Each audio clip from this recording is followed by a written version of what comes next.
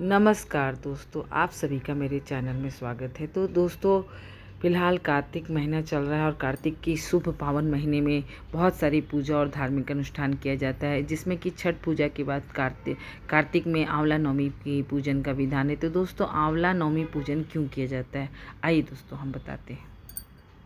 आंवला नवमी की पूजा कार्तिक मास के नवमी तिथि की होती है। दोस्तों, कहते हैं छठ पूजा के 3 दिन के बाद आंवला नवमी की पूजन होता है। यूँ तो ये आंवला नवमी का पूजन पूरे भारतवर्ष में मनाया जाता है, पर हमारे यहाँ जहाँ मैं रहती हूँ वहाँ आंवला नवमी की पूजन विगत कई सालों से मनाया जाता है। तो इसके पीछे धार्मिक मान्यता ये है कि आंवला नवमी पूजन क्यों होता है। आंवला नवमी की पूजन के पीछे की मान्यता ये है कि आंवला नवमी के दिन पूजन करने से भगवान विष्णु की विशेष कृपा होती है और घर में सुख शांति समृद्धि की प्राप्ति होती है। साथ ही आंवला को एक कल्प वृक्ष भी कहा गया। आंवला के हजारों लाखों गुण होते हैं। यह एक तरह की औषधि होती है। हमारे भारतवर्ष में कण कण में भगवान पाए जाते हैं, मिट्टी मिट्टी में भगवान पाए जाते हैं। पीपल, बड़, आंवला, जितने भी औषधि से गुण भरे हुए जितने वृक्ष होते हैं, पेड़ पौधे और प्रकृति की पूजा की जाती है। यूँ तो कहा जाता है कि सनातन धर्म बहुत ही महान और पवित्र है और हमारे आयुर्वेद के जो भी ऋषि हैं उन्होंने हमारे यहाँ जो भी प्रकृति की देवी जो भी वृक्ष पेड़ हैं उनकी विशेषताएं बताएं। कहते हैं कि आंवला नवमी के वृक्ष के नीचे पहले खाना बनाया जाता है और फिर उसके बाद पूरे परिवार के साथ अपने बंधु बांधवों के साथ वृक्ष की पूजा कर करके भगवान को चढ़ावा चढ़ाने के बाद यहाँ पर भोजन करने का बहुत बड़ा विधान है। तो ये बहुत प्राचीन युग से ये विधि विधान चलता आ रहा है। तो आज हम लोग आंवला नवमी के वृक्ष के नीचे पहुँचे। यहाँ पे आप देख सकते हैं कि मैं जूम करके दिखाना चाह रही हूँ कि हमारे आने से पहले भी बहुत लोग आके पूजा कर चुके हैं और यहाँ हमारी लगभग कम से कम यहाँ पे सैकड़ों लोग यहाँ पे बैठे हैं और इस दिन विशेष पकवान बना बना के सब अपने अपने घर से लेके आती हैं। पहले पंडित जी कथा करते हैं, फिर यहाँ पूजा होती है, लोग फेरी देते हैं। इसमें 7, 21, 11, 51, 108 की फेरी का विधान है। तो यहाँ पंडित जी कथा शुरू कर रहे हैं।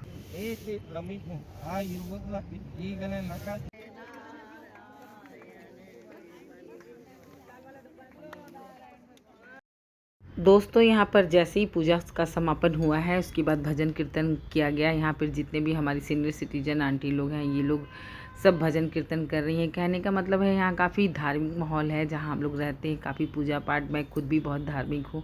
मुझे पूजा पाठ धर्म अनुष्ठान बहुत पसंद है और मैं सनातन धर्म के बारे में आप सभी के साथ हमेशा बताना चाहती हूँ कि आप हमेशा अपने बच्चों को जोड़ें, क्योंकि हमारी जो परंपरा है, हमारा जो रिचुअल्स है, यदि हम अपने बच्चों को नहीं जोड़ेंगे तो बच्चे नहीं सीख पाएंगे। तो दोस्तों, यहाँ देख सकते हैं कि हर कोई अपने अपने घर से कुछ ना कुछ पका के लाया है। खाना सात्विक बनाया जाता है क्योंकि पूजा का जो भी भोग होता है पहले वृक्ष को भोग लगाया जाता है, फिर पंडित जी को जिमाया जाता है, उसके बाद सब मिलके बांट चुट के खाती हैं। बहुत सारे मिष्ठान मिठाइयाँ, तो आप देख सकते हैं कि बहुत सारे सब अपने अपने खाने के डब्बे को खोल रही हैं, जिसमें बहुत सारी मिठाइयाँ हैं, पूड़ी है, सब्जी है, छोले हैं। बहुत ही टेस्टी, बहुत ही स्वादिष्ट, बहुत यमी खाना इतना आता है, इतना आता है कि आसपास जितने भी गार्ड भैया होते हैं, जितने भी चपरासी होते हैं, जितने भी काम वाली बाइयाँ होती हैं, सबको बुला बुला के लोग खिलाते हैं और जितने भी लोग उधर से गुजरते हैं उनको भी पकड़ पकड़ के प्रसाद खिलाती हैं।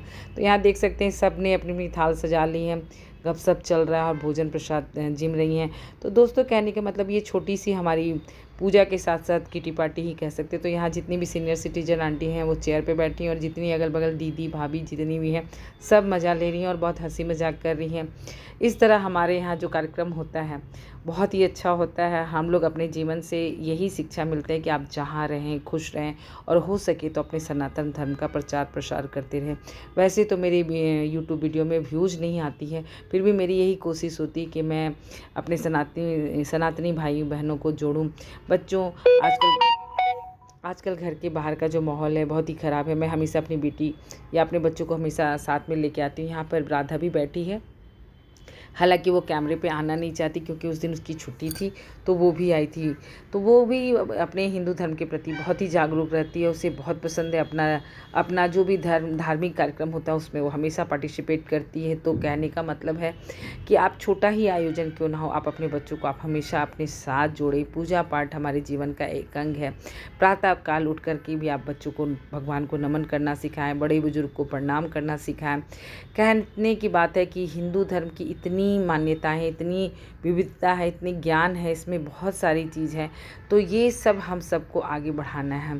तो दोस्तों यहाँ खाने का कार्यक्रम लगभग समाप्त ही हो चुका है। सब अपने अपने डिब्बे बांध रहे हैं। यहाँ पे आप देख सकते हैं कि जितनी भी आंटियाँ हैं, जितने भी लोग यहाँ पे पहुँचे, जितनी भी लेडीज़ पहुँची हैं, तो सब अपने अपने डब्बे को सब वाइंड अप कर रही हैं, बंद कर रही हैं। तो वही मैंने भी यहाँ अपना सब डब्बा जो भी मैं प्रसाद बना के लाई थी वो भी मैं पैक कर ली हूँ, क्योंकि अब हमारा जो पूजा पाठ का जो भी कार्यक्रम था सब समाप्त हो चुका है। नेक्स्ट आने वाली वीडियो में मैं कार्तिक पूर्णिमा से रिलेटेड वीडियो बनाऊँगी। तो दोस्तों आप हमारे साथ बने रहें।